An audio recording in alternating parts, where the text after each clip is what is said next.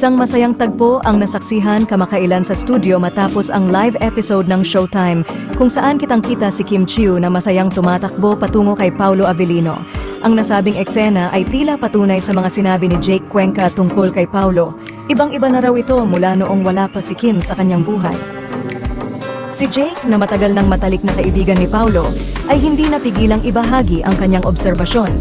Ayon sa kanya, malaking pagbabago ang nakikita niya kay Paolo mula nang mas mapalapit ito kay Kim.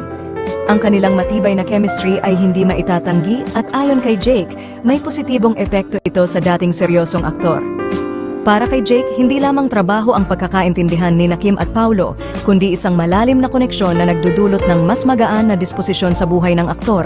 Sa mga simpleng kilos tulad ng pagtakbo ni Kim upang salubungin si Paolo, kitang-kita ang kasiyahan at lambing na namamagitan sa kanila.